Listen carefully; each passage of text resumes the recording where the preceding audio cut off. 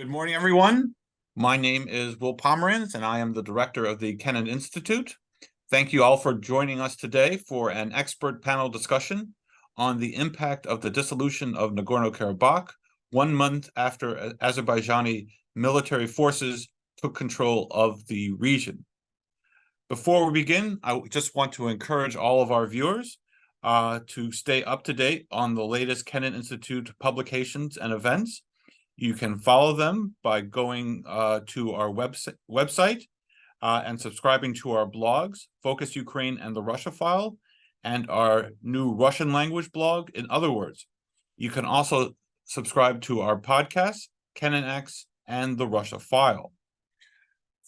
To our virtual audience, if you have any questions for our speakers, you can submit them via the Q&A function on Zoom. Please include your name and affiliation when sending your questions. To begin with, I just want to briefly introduce our speakers. The first speaker will be Dr. Edward Holland, and he is an associate professor in the Department of Geosciences at the University of Arkansas. His research interests include work on the themes of conflict, religion, and national minorities, with a geographic focus on Russia and the Caucasus. He will be joined by Dr. Akram Umarov. Akram Umarov is a deputy director of the Institute for Advanced International Studies and an associate professor at the University of the World Economy and Diplomacy in Uzbekistan. He is a well-published scholar, and he has published in many leading periodicals, and his research interests include security, conflict management, and development studies in Central Asia, Afghanistan, and the former Soviet space. Rounding out our panel is the Kennan Institute's own Jennifer Wistrand. Dr. Wistrand is the deputy director of the Kennan Institute. Before joining the Kennan Institute, she was an assistant teaching professor in the Department of Global and International Studies at Miami University in Oxford, Ohio. She has held previous positions with the World Bank, the U.S. Department of State, and Georgetown University. So we're just going to begin by me asking a series of questions to our panelists. And once we have proceeded with this discussion, we will eventually ask our audience to ask questions. But I'm going to begin with the question, and this was primarily for Professor Holland. What do you think of the term frozen conflict? What did you think of the term before last month's military offensive, and what do you think of it now? Hey, great. Yeah, thank you, Will. Thanks for the introduction and the opportunity to participate in this event.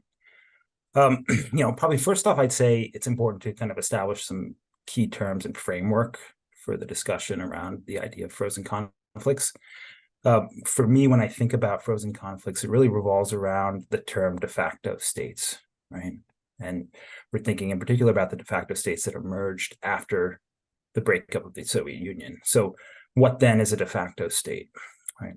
De facto states lack external recognition, right? And in the interstate system, that external recognition is granted through the United Nations, membership in the United Nations. It's granted through recognition as an independent state by other actors within that interstate system. So de facto states lack that external sovereignty, but they maintain internal sovereignty. And when I think about internal sovereignty, I often frame it as a monopoly on the use of force within a delimited territory, within the territory of that de facto state. Oftentimes, de facto states can't maintain that internal sovereignty without the support of an external patron state. And we should also recognize that de facto states have seceded from what is called a parent state. Okay, so we've got these terms, de facto state, but also then internal and external sovereignty to describe their condition within the international system. We have parent and patron states also to describe relationships that they have to other territories in that system. So for me, then, if we transition to frozen conflicts, we're thinking about the way in which the Soviet successor states, and I'm thinking primarily here of Russia, the way in which Russia has instrumentalized the territorial divisions imposed on nationally and ethnically diverse regions by the USSR. How have those divisions then kind of allowed for the emergence of kind of de facto states, and how does that condition then create opportunities or foreclose opportunities for certain actors within the system, right? There's the argument out there that there's something called a frozen conflict playbook, where Russia instrumentalizes the territorial conflicts in the former Soviet Union in pursuit of its own interests. Right? So does the frozen conflict playbook, or the term frozen conflicts, still apply after the events of September 19th and 20th? I think we could make the case really that Nagorno-Karabakh is sui generis, right? That it is unique among the de facto states of the former Soviet Union. Right? And why would I make this case? Primarily because I view Russia's relationship to Nagorno-Karabakh as distinct from the other de facto states in the former Soviet Union and the former Soviet space. For example, I believe Nagorno-Karabakh is the only region in the former Soviet Union where conflict occurred, where Russia did not initially station troops, right? Even in Tajikistan, there were about 7,000 troops up until last year, when some were redeployed for the war in Ukraine, right? So Russia's relationship to Nagorno-Karabakh is not as easily identifiable as it is in Abkhazia, South Ossetia, Transnistria, the Donetsk and Luhansk People's Republics, where it's clearly been the patron state for supporting these entities, right? So really, we can describe Russia's position as protean, right? It's been a mediator, it's been an ally, it's been an arms supplier, it's lately been a peacekeeper, and certainly the continuation of the conflict in Nagorno-Karabakh in an unresolved fashion meant that Russia maintained leverage over both Armenia and Azerbaijan, and that is an element of this kind of frozen conflict playbook rubric. But it seems, as we kind of understand the situation as it's evolved over the last 2 years, particularly with the start of the war in Ukraine, right? It seems that Russia's interests started to align more and more with those of Azerbaijan and Turkey. And so it moved away in this instance from the frozen conflict playbook. So, and then if we step back, I'd say, we always create these categories to help us make sense of the world, right? And frozen conflicts is one of those categories. It's helped us understand the complexity of how the Soviet Union ended. But have these conflicts really been frozen? I don't think so, right? We always had, in Nagorno-Karabakh, we consistently saw fighting along the line of contact, right? What happens in these instances is that conflicts achieve a period of stasis until outside actors identify an opportunity to change the status quo in their favor, right? And that happens kind of consistently across these examples in the former Soviet Union. Thanks, Ted. I want to go to Jennifer next. And the question for Jennifer is, what does the dissolution of Nagorno-Karabakh mean for Armenia in the context of the recently arrived refugees? Thank you, Will. Yes, I would say Armenia is confronting what the leading humanitarian organizations, be it UNHCR, Red Cross, others, have said is quite a humanitarian crisis, and to understand who's come over and what their circumstances are. So it is largely ethnic Armenians, upwards of 100,000 people who had been living in the Nagorno-Karabakh region, who after the September 1920 offensive started to leave the area. But backing up in terms of why is it even kind of more of a humanitarian crisis than you would otherwise have, if you go back to December of last year, is when a blockade had started in the region. So Azerbaijani protesters had planted themselves on the Lachen corridor, which had been the only conduit between Armenia and Nagorno-Karabakh, so the main thoroughfare for food, medicine, supplies. And so this is you'd had a longstanding situation for about 9 months going on where the region had difficulty getting supplies that had previously been getting from Armenia, then compounding with the military offensive led people to leave very quickly. So yes, you have upwards of 100,000 ethnic Armenians who are now in Armenia, which if you look at that, it's about, kind of an increase in 3.3% of their population, which is sizable. Armenia does not, amongst the three South Caucasus countries of Georgia, Azerbaijan, and Armenia, has tended to have a weaker economy, just part of it, being landlocked, not good relations with two of its four neighbors, more of an agrarian economy, a lot of outmigration and brain drain. But interestingly, in the last couple of years, the last year and a half, because of the large number of Russian nationals who have left Russia and have moved down to Armenia, the economy has actually had a strong uptick in the last year and a half. So in the immediate present, the economy probably can absorb and help deal with the situation, but not in the long term, certainly not with that number of people who, refugees who have fled, right? They've left where they were living. Most of them didn't take much with them. So it's going to be, for the immediate term, very difficult for Armenia as a whole to deal with the circumstances. Thank you, Jennifer. Next question goes to Akram. Who can serve as an effective peacekeeper in Nagorno-Karabakh and the region more broadly? Yeah, thank you. Thank you for this interesting question. I think in the current situation, actually, there is no need for any kind of external peacekeeping forces in the region. The Karabakh issue is solved after the recent situation in the region, and now there is actually no need for bringing anyone from abroad to this conflict. And in general, I think thinking about having some arbiters which are not part of the region can be quite harmful to the regional cooperation and development. And there are many samples, both in the case of South Caucasus and Central Asia, when foreign actors, primarily, of course, focused on their own interests, and to some extent, they could ignore interests of regional countries. And the current realities, I think, potentially the new situation brings new opportunities in terms of gradually these countries can build up some cooperation and enhance regional partnership in the future. And it's really important for Central Asia to have such stable, peaceful, developing, and regionally cooperating territory like South Caucasus, which will be for Central Asia an important road further to connect to Europe and other parts of the world. You mentioned about the role of Central Asia. To what extent is Central Asia seem to be a source of stability or a chance of mediation amongst all these different ethnic groups in the region?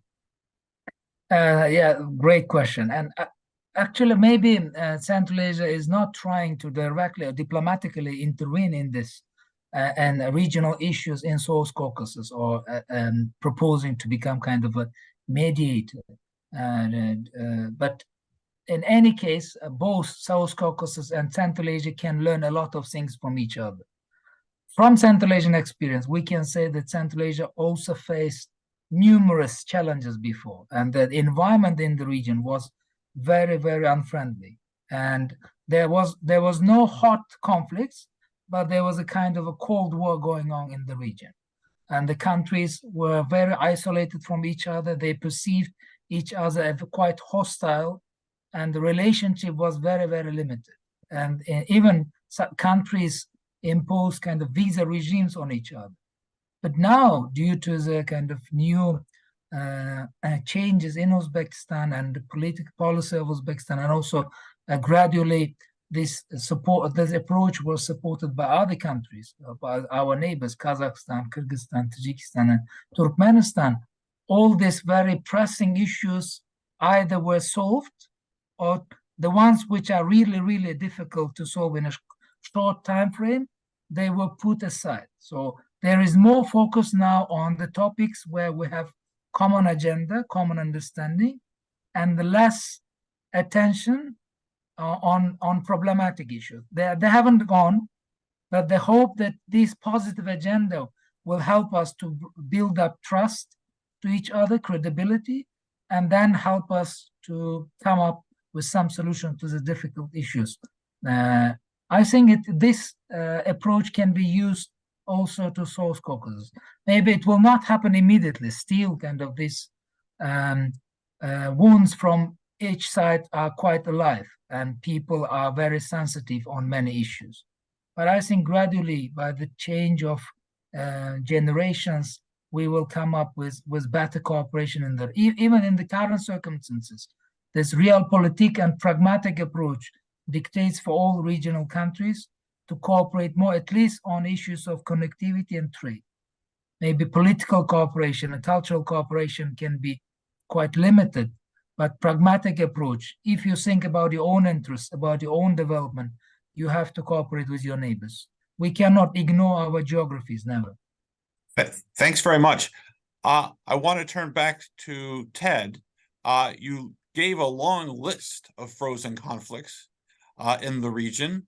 And in light of the war in Ukraine, to what extent is Russia overstretched right now and not able really to serve as kind of the mediator going forward? Are there too many conflicts for Russia right now that it can't serve that role as the mediator or hegemon of this region?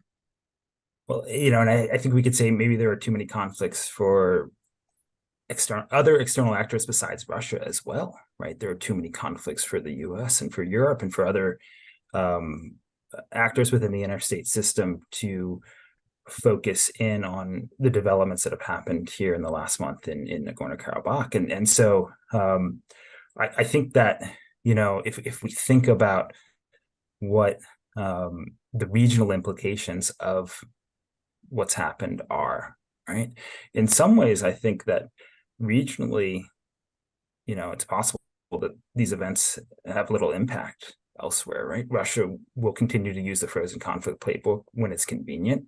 Yes, it's distracted by other events in its war in Ukraine, but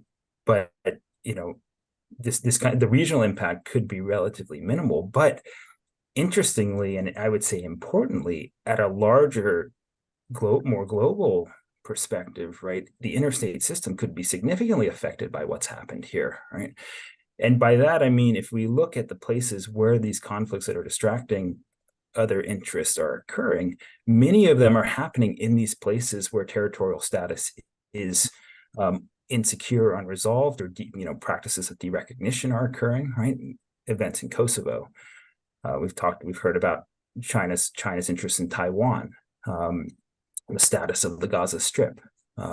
All of these places are places that have kind of fallen in between into the interstices of the international system, where distracted actors are kind of unable to kind of wrap their head around the complexities of issues and effectively address them. So, the derecognition trend is something that I was thinking about and preparing for today, and I think it's actually really fascinating, right? Take Kosovo. Kosovo has lost recognition in the last 5 years of a handful of states. This is politicized, of course, by both sides, Serbia and Kosovo in the process, right? We can talk about Taiwan.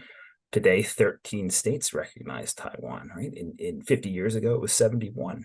And so this process of derecognition, kind of what are the implications of that process for the international system, for the interstate system? Those are really important questions for us to think about. Regionally, I think I would also, I'd mention just the Zangezur corridor. I think that we have to mention that in this discussion. Armenia's Sunak province, right, attempts to link Nakhchivan to the rest of Azerbaijan. Those are very important questions, and those could be kind of the fulcrum around which, further developments in this situation kind of pivots, for sure. So, thanks very much, Ted.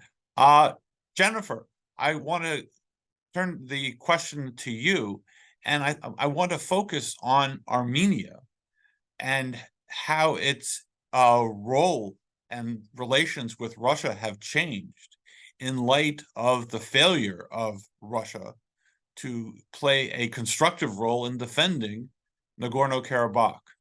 And we've seen this by, Armenia deciding to sign the Rome Statutes, which means that if Vladimir Putin ever wanted to go to Armenia, the Armenians would have to arrest him. There's talk about not allowing Russia to maintain its bases in Armenia. So what is the consequence specifically for Armenia in light of this war and the consequences and the developments in the region? No, very good question. I think right now, I think there's still a lot to be seen what's going to happen moving forward. Certainly the cases you mentioned. So there is Armenia so first of all, Armenia is, along with Russia, Belarus, Kazakhstan, Tajikistan, Kyrgyzstan, bound by the Collective Security Treaty Organization, a NATO-like agreement, and the idea that Russia would have been obliged in some way to help defend Armenia, and beyond that has had a long-standing relationship between the two countries. I believe still Armenia acquires upwards of 90% of its arms from Russia. So a very tight relationship between the two. And yes, I think many people expected, and you had the Russian peacekeeping troops in the region as well, right? So Armenia, there's been a lot of, the population been quite upset with their Prime Minister Pashinyan in the wake of what happened. Also, a lot of anger towards Russia, and so with the signing the ICC, yes, it's signaling we're kind of turning our backs perhaps on Russia. Also, again, back to the CSTO not participating in some trainings that took place a week ago, which were Russia led and held in Kyrgyzstan. So again, kind of Armenia suggesting that it's going to be looking elsewhere. I would say though at the same time, Armenia's kind of mentioned before, they're in a very difficult neighborhood, right? They still don't have very strong relations with Turkey or Azerbaijan, right? Two of their main neighbors. They have historically had relations, good relations with Iran.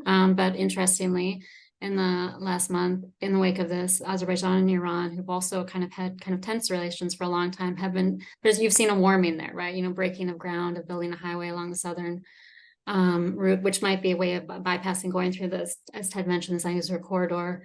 I think it remains to be seen what happens. I think obviously France has reached out to Armenia quite a bit recently, right? But clearly Armenians are upset both with their government and with Russia, and how far they can push that, though, given the fact that they've got a weaker economic and military position, remains to be seen.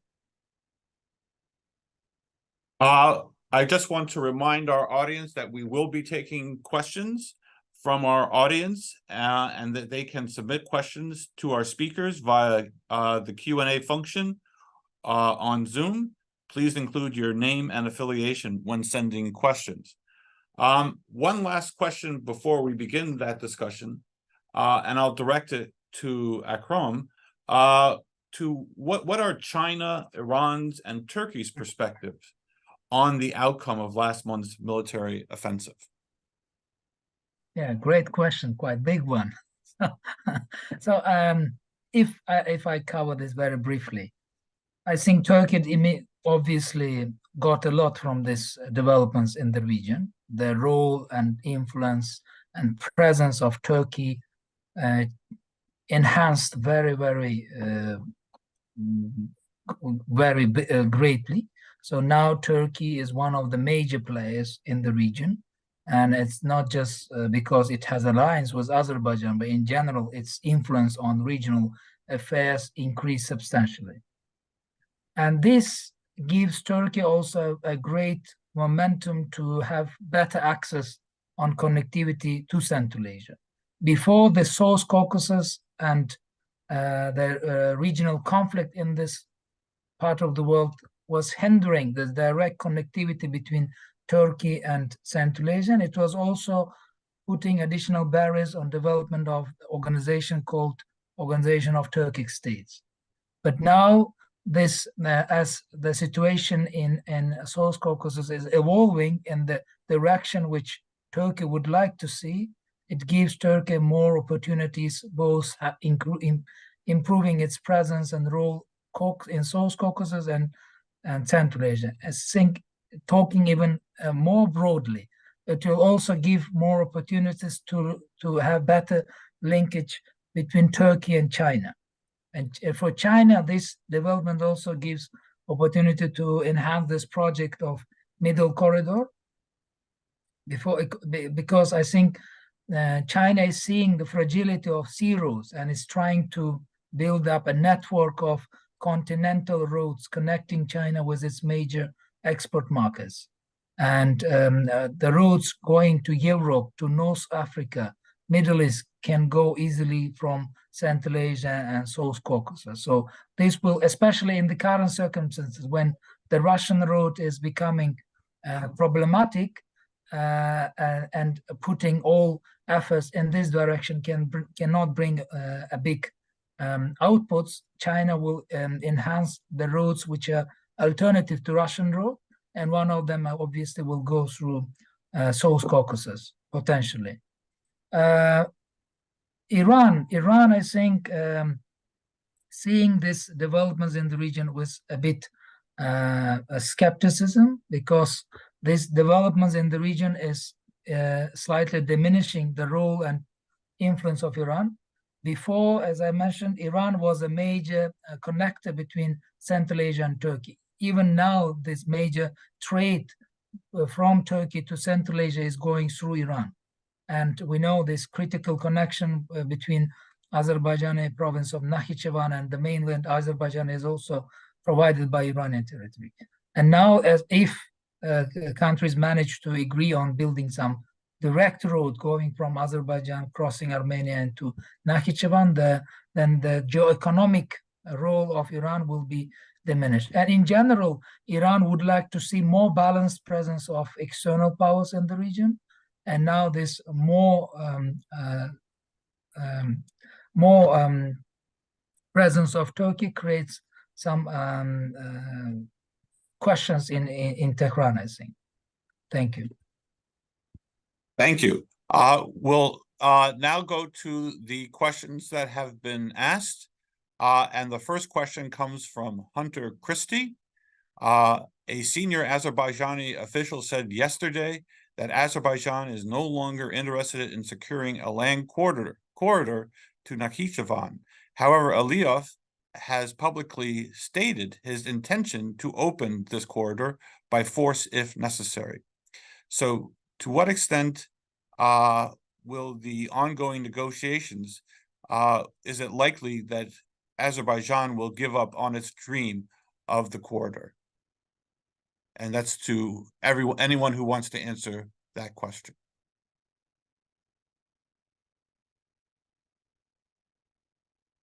Any takers? I mean, I'll give it a shot. You know, obviously hard to. I wouldn't speak for the government of Azerbaijan, and so it's hard for me to kind of pin that down. But you know, going back, I would raise the point, and I don't want to not answer the question, but I might get there. Going back to the point that both Akram and Jennifer made about the role of Iran, right? I mean, we know in the northwest part of Iran there's a large Azeri diaspora, and so kind of there's a balance there between seeking alternatives through Iran and Tehran perhaps in some ways empowering that diaspora in a way that has some concerns about blowback down the line. So, you know, certainly if the alternatives are viable, there's probably kind of a balancing act that's going to occur there in terms of you know, recognizing this large Azeri diaspora on Iranian territory, creating the necessary transport linkages as an alternative through southern Armenia, and then kind of proceeding forward from there. Yeah. Thanks for the question. Yeah, and I'll just maybe add on. I agree with what Ted was saying, and following on to what some of the points Akram had made. By all respects, what if you look at what Azerbaijan has been doing in the last, not even just year and a half, but several years, right? It has been trying to diversify its relationships, right? Whether it is with, Aliyev going to visit with the heads of state in Central Asia, I believe a month or the month before, with kind of trying to normalize relations with Iran, where Ted's right, upwards of between 15 and 20%. It's not known of the population of northwestern Iran is ethnic Azeri, and so wanting to, getting a large number of its arms from Israel, right? Having, joint training with Turkey. So it's been this move of actually Azerbaijan very concertedly trying to create relations with its neighbors. So again, as Ted said, none of us can speak for the government nor try to prognosticate about what's going to happen, but it seems likely that the trend has been more kind of building these bridges with neighbors. Okay. The next question comes from Ann Phillips, and she asks, just moved a second. Does Central Asia have border demarcation issues that continue to be an obstacle to a peace agreement between Armenia and Azerbaijan? If so, how are they being handled? Yeah. I think the question is more about comparing the situations, not just having direct influence of the border issues in Central Asia on Armenia-Azerbaijan relationship. Yes, Central Asia still has some issues on border demarcation. So Uzbekistan's border with all neighbors are settled. All delimitation happened with all countries. Now demarcation is going on with Kyrgyzstan. The only border which hasn't been settled yet, it's between Kyrgyzstan and Tajikistan, unfortunately. And that's the reason of this from time to time border incidents and some large-scale clashes on the border areas between the countries. And again, this can be a good example for other countries. And when you try to create kind of enemy from your neighbor, and it will be kind of inherited for a long time, it will not be easy to find solutions on border issues. When there is no such background, like in the case of Uzbekistan, Kyrgyzstan or Tajikistan, so it's just an issue of compromise, and you will find some solutions. But as soon as there is some very difficult background, it's always difficult to find any compromise or come up with some consensus. You will be very careful in every single step. Every single centimeter of the border will be considered as very, very important. And you will go to this very detailed mathematical calculations, which will never end up, unfortunately. But border issues usually require to have more strategic vision and to be ready for compromise and exchange of lands. Thank you. Anyone else have any comments on that question? If not, then we'll go to Michael Keys, and he asks, what are the opportunities that our speakers see as a result of the resolution of the Nagorno-Karabakh conflict, and how do our speakers think Turkey will factor Azerbaijan's victory into its foreign policy?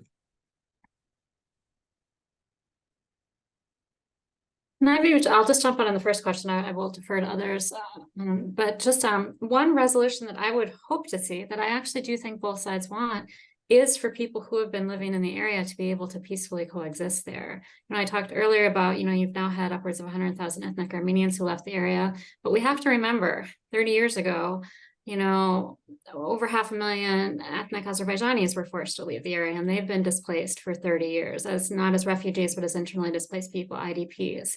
And so now there's talk of those people moving back to the region. Obviously, that would take time with demining and other things that need to take place. But I do believe on both sides that there's a desire for the populations they previously were able to coexist, and for them to be able to coexist moving forward. So I think we have to look at, we've got two now displaced populations, ethnic Armenian, ethnic Azerbaijani for upwards of 30 years, ethnic Armenian much more recently. But I think the goal for both sides, and I do think there are people on both sides who believe that, want to see them peacefully coexisting again. Anyone else want to weigh in on that question? I think I started responding to some extent to that question before during my initial remarks. So Turkey will definitely will use this opportunity, because it creates for Turkey a kind of important window of opportunities in the region, and not just South Caucasus, but involving Central Asia and even going until China. But to fully use this opportunity, of course, Turkey needs a more stable, more predictable economic situation, and readiness to put more funds to the development of these regions, especially in the case of Azerbaijan. I think Turkey will be one of the major investors in the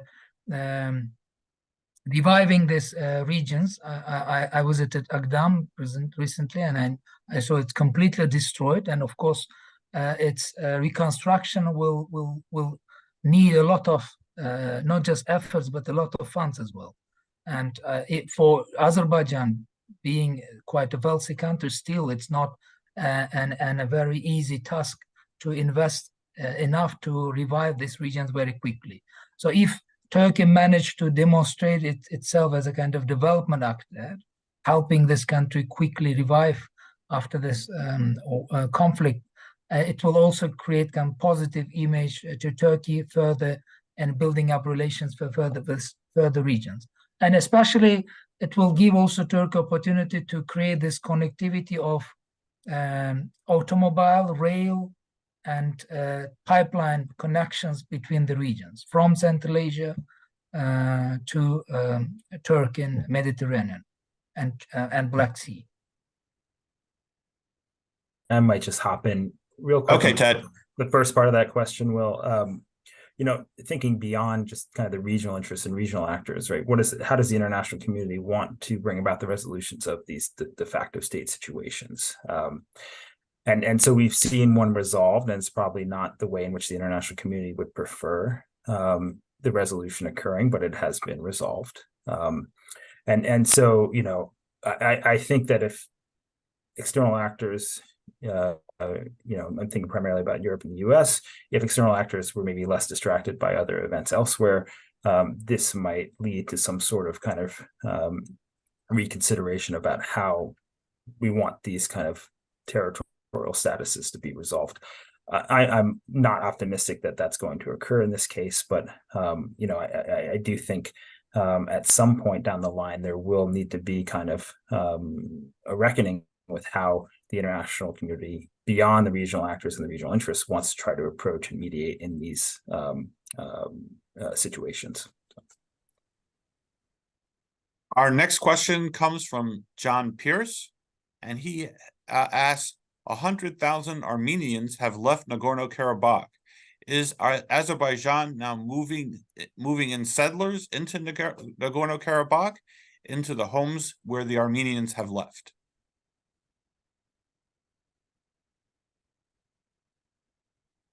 Does anyone? Well, I'll just, I guess, reiterate what I said before. So we do need to look at this in the broader picture, right? Of who was living where. And there were, you go back pre the 1992-1994 war, you had a lot of Azerbaijanis were displaced from their home. That's when I was referring to the internally displaced persons, or the IDPs. You had more than 500,000. The current numbers from the Internal Displacement Monitoring Center, which is akin to UNHCR in terms of collecting data for IDPs that UNHCR collects for refugees, is that the number of Azerbaijani IDPs is 659,000. Okay, so those are people that were displaced from their homes. So yes, the intention is for people to be able to, quote, return to Karabakh, Nagorno-Karabakh. Obviously, again, the mining situation, you'd have to have mining, you'd have to have, as Akram was talking about, Agdam is part of Azerbaijan, but a lot of these areas would have to be rebuilt, just kind of infrastructure, right? Basic infrastructure, transport, all of that. So this isn't going to take place overnight. It would be a longer term project. But yes, and as I said, I do think there are people on both sides who would like to see both populations be able to coexist. That's going to take a long time. That would be a lot of peace building that would need to take place. But yes, there's going to be movement of people. You've had one group that's moved out, but you had another group that was moved out previously. So now I think it remains to be seen how long it is before you have new populations coming in. Anyone else want to address that question? No? Then our next question comes from Richard Lotspeak, and he mentions that Artyom addressed the geopolitical and economic interests of Turkey, possibly crossing through Armenia. This might be approached cooperatively by the states with interest in this, with all standing to gain an economic advantage, or it might be approached under conflict with seizure of territory used to facilitate the infrastructure. So, what are the potential geopolitical obstacles or opportunities as a result of the end of Nagorno-Karabakh? Yeah, quite difficult question. It's very difficult. It's always complicated to predict anything and to talk about future. Our world is so uncertain. It's so quickly changing situation. So, but anyway, I think in the current situation, Armenia is facing difficult choice. So Karabakh is no more a relevant issue, and it's gone. And it needs to think about the future, obviously. And the future is about, again, we cannot ignore our geography. Geography always matters. You cannot ignore your neighbors. You may not like them. It happens even with people. We may not like some, I don't know, colleagues, whatever, at workplace, but they're still part of the team. So you need to collaborate with them for pragmatic issues, for the interest, for your personal interest, for the interests of the team. So in this case, for the interests of the country, interests of the region, you need to think about development. And if this connectivity will bring development to Armenia, then it's an issue of negotiations. You need to deal with it. You need to negotiate the most favorable conditions for yourself. And I think external environment is quite favorable to this. So this is not just about connecting Azerbaijan with Nakhichevan and further to Turkey. It's a much broader connectivity between the regions. It's a connectivity which is important for the whole Eurasian continent. It's also in the interest of European countries and in the interest of China. So many big actors are involved here. Some other bigger neighbors may not be happy with this development because it diminishes their leverages in the region, but it's always a choice. So you need to make some choices in your foreign policy. We have received several questions about the role of Georgia and the role that it is likely to play in the Armenia-Azerbaijan conflict. And so what are the implications for Georgia in the region in the wake of the Azerbaijani seizure of Nagorno-Karabakh?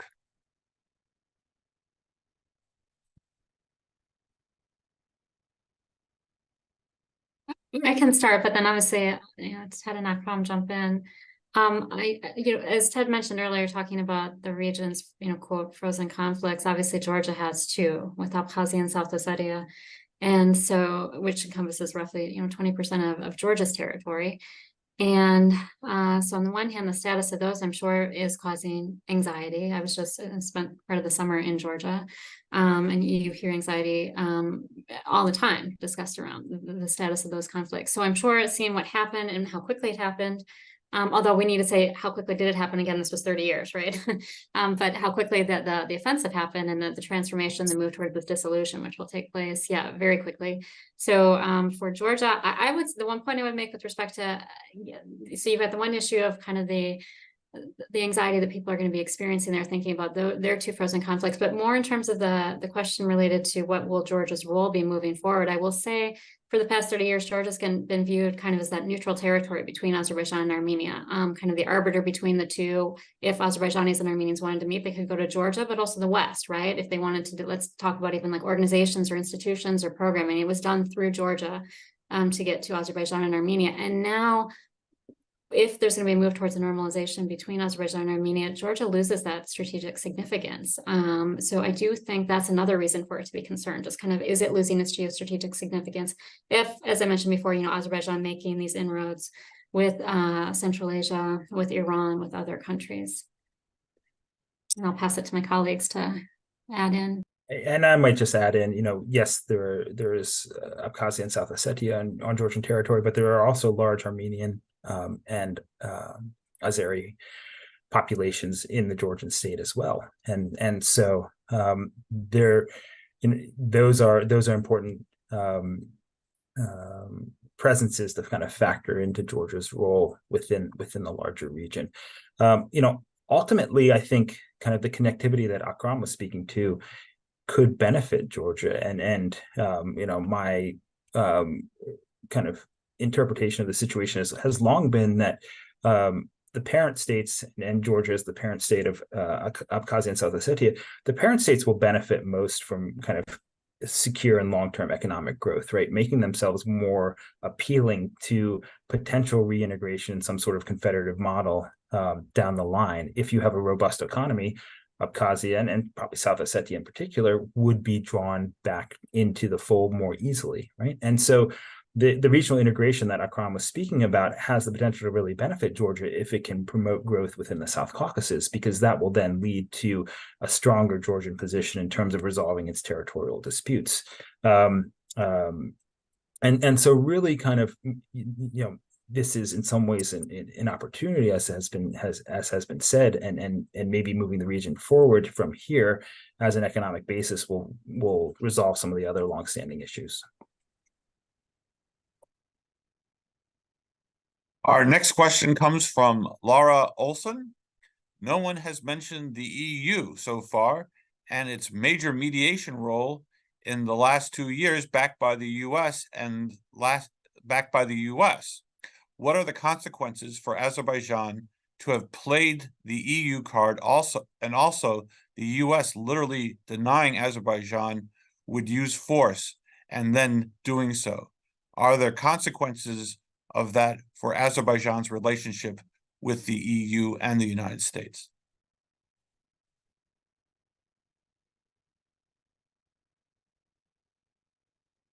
Yeah. Sorry, Go couldn't ahead. get the question. Yeah.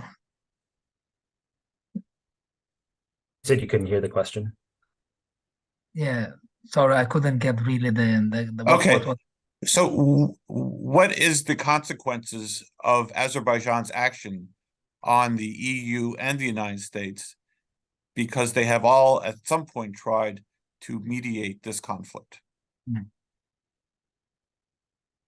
Ted, you start first. Sure. Yeah. I mean, I think I can't say that I know a ton about this, probably just enough to get myself in trouble. But, I would say that with the war in Ukraine, both the EU and the US have been distracted and their attention elsewhere. And so, I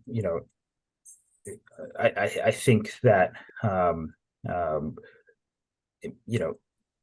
again, not to speak for the government of Azerbaijan, but perhaps there's a calculus going on that says, look, this is the time, this was the moment in which to kind of assert ourselves militarily in these areas, and so will there be consequences in terms of Azerbaijan's relationship with the EU and the US? I would say probably there would be in another at another time in another kind of international situation, but I think given distractions elsewhere, that we're less likely to see that.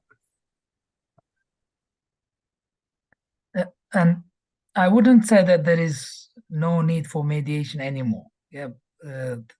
Yes, Karabakh, the territorial issue of Karabakh is solved, but the bilateral relationship between Armenia and Azerbaijan, probably, if there are issues on talking just with each other, they may need someone in between. In this case, it's up to them to choose who will be the mediating party. And I suspect there will be many mediated. It will not be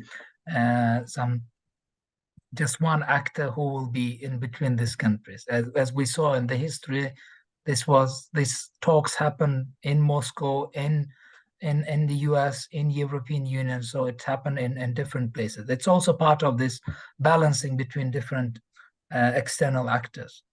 But I think to the extent why EU and US didn't intervene much in the recent developments in the region, I'm a bit generalizing. Of course, some countries were more active, some less active, but in general, I think they saw a lot of overlaps with their interests, with the Turkish one. I wouldn't, the interests are completely the same, but in many cases there were very considerable overlaps. And this circumstance, I think they relied a lot on Turkey as kind of pusher and the country who will bring this interest to the region. And I think this approach was quite successful. And I just also say one more thing. We haven't mentioned Israel in the conversation yet. And so Israel's kind of supply of arms to Azerbaijan, kind of the enemy of my enemy is my friend, sort of calculus happening there, is an important kind of element to mention as well. Thank you, Ted. Our next question comes from Adam Blanco, and he asks, what is the status of Ruben Vardanyan and other leaders of the breakaway republic?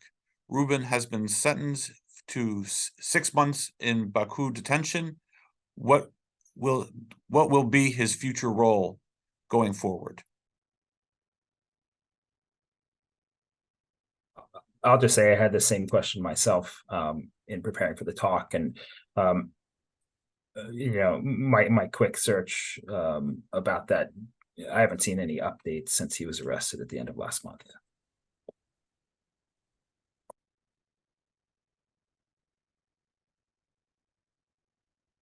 Our next question comes from Miroslav Balki from the Wilson Center. What is the level of the feelings of success and defeat between the Azeris and Armenian in recent development of Nagorno-Karabakh?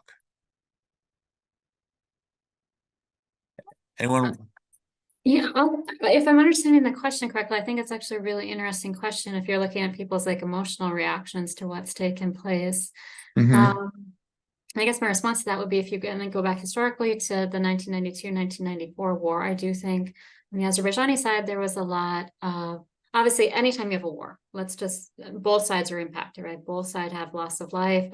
So it's devastating for both sides, economically devastating, personally devastating. In the case of what happened with back in the 1992-1994 war, I think Azerbaijan, saw, their territory become occupied and little reaction on the part of the international community. So I think there was a lot of shame with that for many, many years. And I think what you could then see now is maybe the reverse, right? Armenia feeling kind of, Russia didn't come to its defense in the way they thought it would, and this very quickly happening. And so I think that unfortunately both sides, thinking back, are going to have had maybe similar emotions at different points over this 30 years that we can look at. And so kind of feeling an abandonment, essentially, on the part of people who are supposed to be regional kind of supporters or international supporters. Again, if I understood the question, that's why I would take it. So again, maybe it's more emotionally acute for Armenia right now, but it would have been that emotionally acute for Azerbaijan 30 years ago. I might also. Okay, go ahead. Yeah, I might also just add, this has been a really important focal point for Azerbaijani national identity for the last 30 years. And so a question that remains to be answered is, with this, resolved, what then does something replace? Is it reinvented in order to kind of continue the narrative that has been a central part of Azerbaijani national identity? Our next question comes from Douglas Wilsh. What does the panel make of Secretary of State Blinken's warning to the top-ranking Congress members that the Azeri army would invade the Zangezur corridor? That was reported in Politico.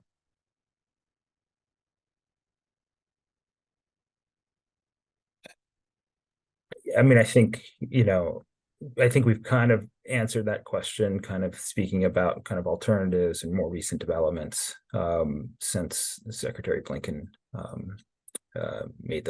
allegedly made those comments. So, okay, our next question comes from Tomas Havlin. A lot of Nagorno-Karabakh Armenians will probably move to Russia when they don't find jobs and someplace to stay in Armenia. is it a matter of consideration? Shouldn't they be served with other opportunities? And I think the larger question is Russia the destination of choice for Armenians who have been displaced in this conflict?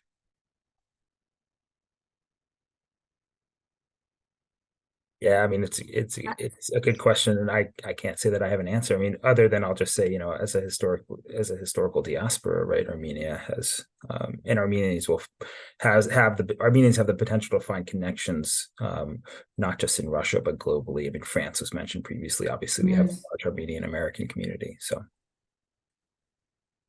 Yeah, and I would just add, historically, right, there's always been a large Armenian diaspora in Russia, and I think where the circumstance is different, right? Did you not have the Russian invasion of Ukraine that happened a year and a half ago, and had this happen with Karabakh, Nagorno-Karabakh, then yeah, it's likely that you would have seen a lot of the Armenians who left Nagorno-Karabakh maybe moving to Russia for, as the person who asked the question mentioning, for economic opportunities. But I think it remains to be seen. But to Ted's point, Armenians, there's a very strong diaspora, be it France, be it the US, be it elsewhere. I'm sure that the diaspora community is going to be contributing.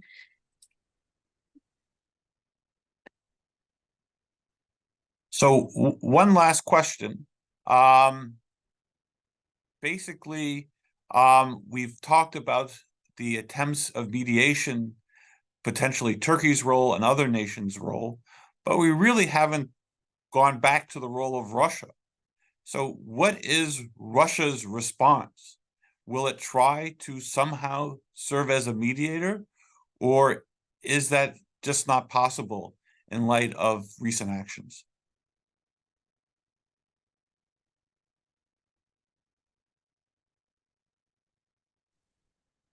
I think, at least in the current circumstances, it could be quite difficult, considering the current approach towards Russia in Armenia, to fully trust Russia being a kind of a potential mediator between the countries. It can happen in the future, but I think right now it's quite complicated. There can be some more kind of hindered mechanisms of Russia how to influence on Armenia.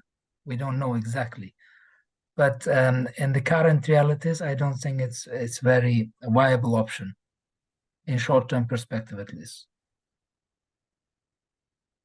I would generally agree with Akram. I mean, I think that in a different situation, perhaps Russia's focus would be more direct on what's occurred, but they're distracted elsewhere, for sure. We have received one last question from Rosa Milkman, and she asks, what needs to change? What needs to change in Azerbaijan? What needs to change in Armenia going forward to somehow resolve the conflict?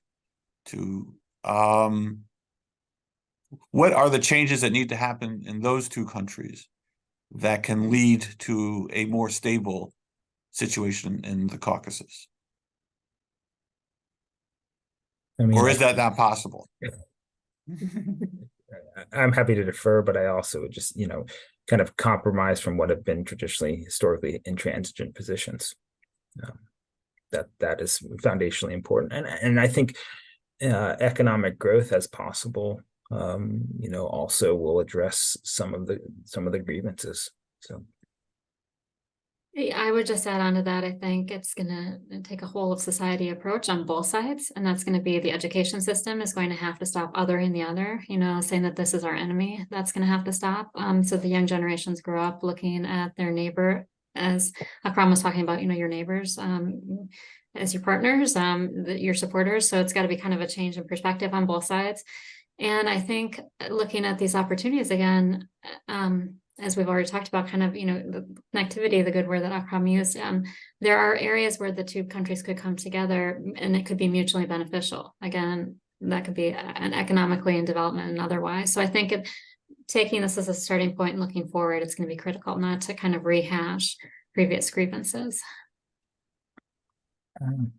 I'll be very brief. In Central Asia, I have many Tajik friends. In Tajik language, neighbor obviously is translated as shadow. So you are so binded with each other. As you cannot ignore your own shadow, you cannot ignore your neighborhood. So I think my recipe is just patience, goodwill, and kind of pragmatic understanding that you are binded forever. So you have to work with each other.